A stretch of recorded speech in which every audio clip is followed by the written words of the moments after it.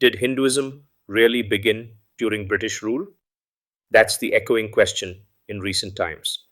But to ask that is to ignore thousands of years of spiritual evolution, deep rooted traditions, and timeless wisdom.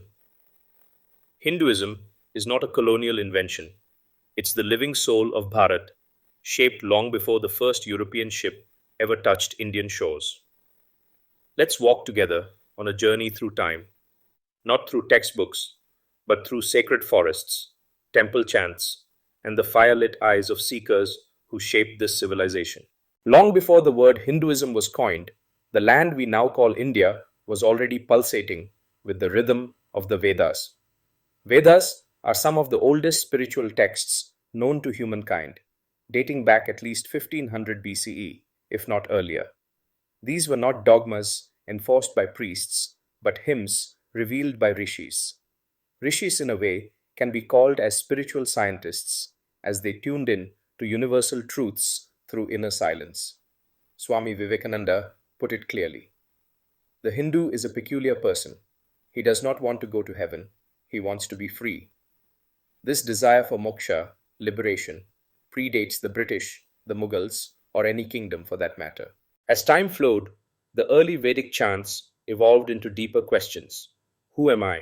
What is this world? What lies beyond death? Thus emerged the Upanishads, written not in palaces, but in the hush of forests.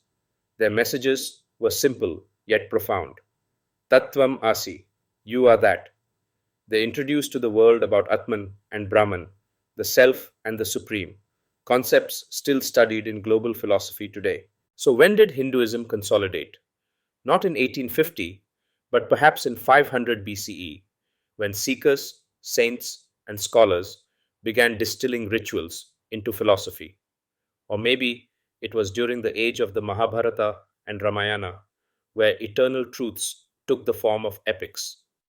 Lord Krishna's Gita, spoken on a battlefield thousands of years ago, still guides millions today, not because it was imposed, but because it resonates with the inner war we all fight.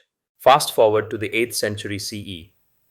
A young monk named Adi Shankaracharya walked across India, debating, teaching, and reawakening Advaita Vedanta, the philosophy of oneness. He wasn't building a new religion, he was reminding the nation of its ancient core, Brahman. The ultimate reality alone is real. He established mathas, uniting spiritual paths across the land. Later, during times of invasion and cultural upheaval, the soul of Hinduism adapted. It didn't fade, it flowered. The Bhakti movement brought devotion to the streets.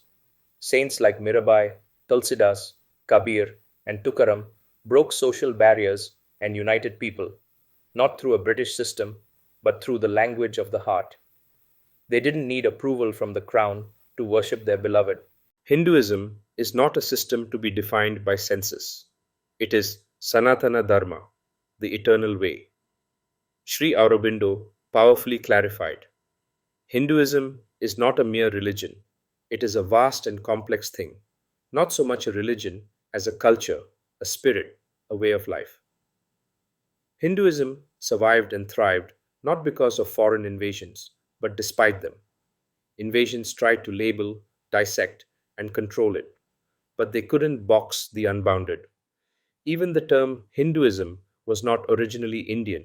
It came from outsiders identifying the people east of the Sindhu River. But what they saw was not confusion. It was a civilization of inner explorers. One could worship Shiva, meditate on formless Brahman, or serve the poor as God, and all paths were valid. This flexibility is not weakness, it's strength. It allowed Hinduism to absorb tribal gods, philosophical schools, regional customs, and even critiques without ever losing its essence.